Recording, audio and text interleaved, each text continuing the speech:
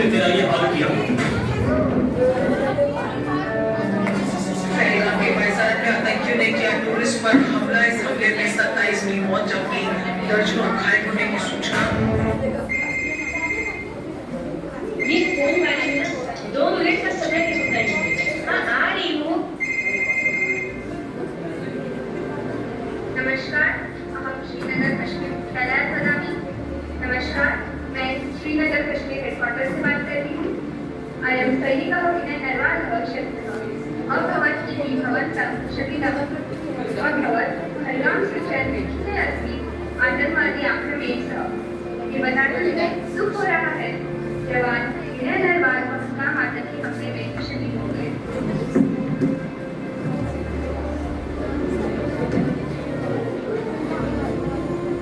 हमारा तिरंगा झंडा हमसे ये पूछने लगा है कि क्या बात है भारत, आजकल फहराने से ज्यादा पर कफन में दफनाने की क्यों काम आ रहा? आज इन आतंकियों के बंगलों के यहाँ आकाओं की नाफनी हंसती है और हमारे शहीद हुए लोगों के आंगन में तुलसी रोती है।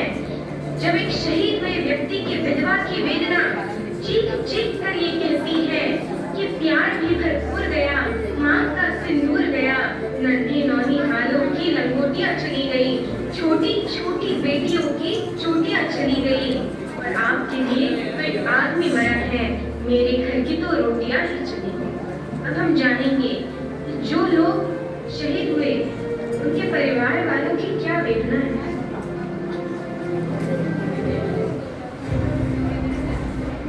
नमो नमः दर्शकाः, अहम् उदय संस्कृततः अस्मि। नमस्कार दर्शकों, मैं उदय संस्कृत से। अद्य अहं कश्मीरस्य पहलगाम आगतः। मैं आया हूँ कश्मीर के पहलगाम में। अत्र दुखद घटना घटिता अस्ति। क्या हुआ है एक दर्दनाक हादसा। सहसा केचन आतंकवादिनः अत्र आक्रमणं कृतवन्तः। कुछ आतंकवादियों ने यहाँ अचानक हमला किया है। यत् अत्र स्वजनानां धर्म पृष्ट्वा मारिष्यामः। यहाँ लोगों को धर्म पूछकर मारा जा रहा है।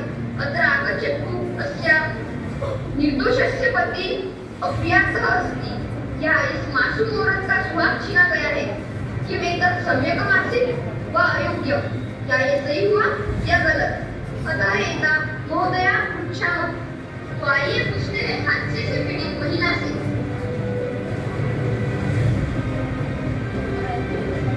पहलगामस्य दर्शनार्थं अहं पहलगाम ज्ञाये। अस्माकं कृते आतङ्कवादिनः समीपे आगच्छन्ति। आतङ्कवादी हमारे पास है। यदा ते अस्माकं धर्मस्य विषये पृष्टवन्तः तदा मम पतिः अवदत् वयं हिन्दुः, अतः ते मम पतिं गोलीबार इति मारिबन्धः इति। उन्होंने हमें हमारा धर्म पूछा तो मेरे पति ने कहा हम हिंदू हैं, तो उन्होंने मेरे पति को गोली मार दी। अतएव न्याय इच्छा और मुझे इसका इंसाफ चाहिए।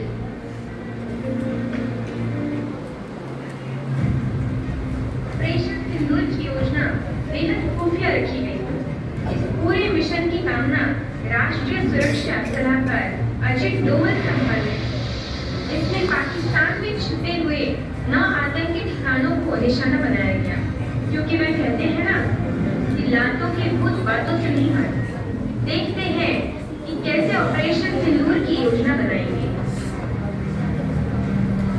यूएन या यूएस क्या सोचता है, ये सब सोचने का समय अब नहीं रहा। पाकिस्तान जो भाषा समझता है उसी भाषा में पाकिस्तान को समझाने का समय आ गया है। इस कायरतापूर्ण हमले का अगर हमने जोरदार मुंहतोड़ जवाब नहीं दिया, हमारी सेना, हमारी जनता का सबका मनोबल टूट जाए। सर, हम वॉर के लिए 3 दिन में तैयार हो सकते हैं। हमारे अटैक्स को लेकर आगे 6-8 घंटे में ऐसे दे सकते हैं। मुझे लगता है इंडस डेल्टा का पानी कम देना चाहिए। ISI पर अगर पाकिस्तानी जनता का दबाव बढ़ेगा तो शायद उनकी अलाइनमेंट काम बने। पाकिस्तान ISI के नीचे, ISI पाकिस्तान के नीचे नहीं है कि वो अपने लोगों को भूखा पैसा छोड़ लेंगे मरने के लिए, लेकिन आतंकवाद का फंडिंग नहीं होगी। अभी कोई बेहतर विकल्प के बारे में सोचना चाहिए।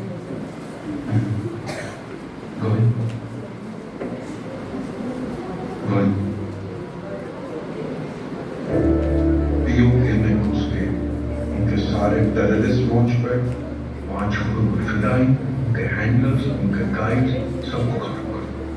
तो पाकिस्तान की फितरत को देखते हुए कभी कबूल नहीं करेंगे कि उनके जमीन पे आतंकवादी पल रहे हैं। मतलब उनके मुताबिक जब आतंकवादी है ही नहीं तो फिर हमला कर, और जब हमला हुआ ही नहीं तो क्या चल और क्या इंटरनेशनल प्रेशर। हिंदुस्तान के आज तक के इतिहास में हमने कभी भी किसी दूसरे मुल्क को पहलावान नहीं किया है, और पाकिस्तान हमारी इसी आदत का शुरुआत से फायदा उठाते आ रहा है।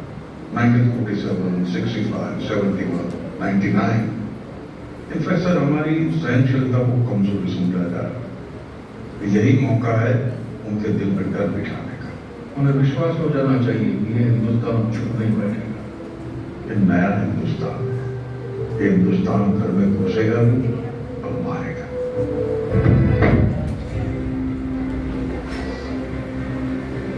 दोस्तों 7 मई की रात क्या हुआ? 7 मई 2025 की रात भारत ने दिया आतंकवाद के खिलाफ करारा जवाब। पहलगाम में घूमने के लिए आए हुए पर्यटकों की जान लेने वाले आतंकवादियों के ठिकाने नष्ट कर दिए गए, जैसे मुरिद के जहां लश्कर ए तैयबा का मुख्यालय है, जो हाफिज सईद का ठिकाना है, बहावलपुर जैश ए मोहम्मद का मुख्यालय है, जो मसूद अजहर का ठिकाना है। इन सभी ठिकानों को पिन पॉइंट एक्यूरेसी के साथ नष्ट किया गया, जिसके लिए राफेल नामक फाइटर जेट का उपयोग किया गया था।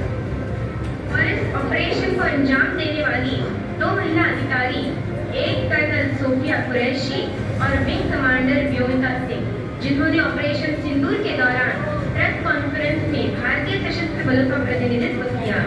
चलिए जानते हैं ऑपरेशन सिंदूर के बारे में।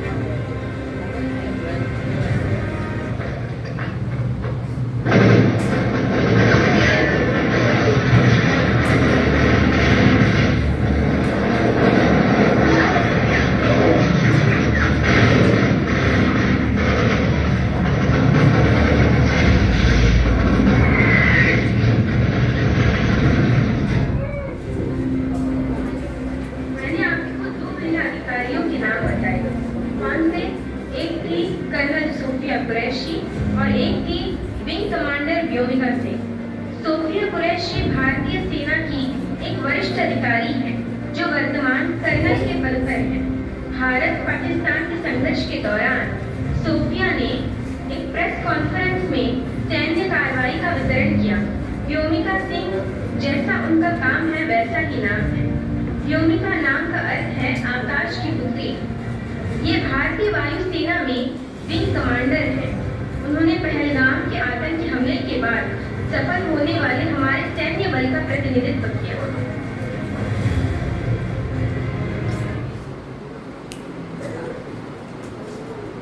सुप्रभात सभी, मैं कर्नल सोफिया कुरैशी और मेरे साथ विंग कमांडर व्योमिका सिंह आज आपको 6 से 7 मई 2025 की रात 1:05 से 1:30 बजे के बीच भारतीय सशस्त्र बलों द्वारा अंजाम दिए गए ऑपरेशन सिंदूर के बारे में जानकारी दी।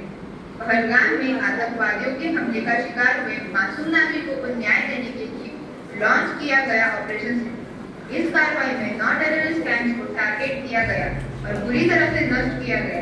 पाकिस्तान में पिछले 3 दशकों से टेरर इंफ्रास्ट्रक्चर का निर्माण हो रहा है।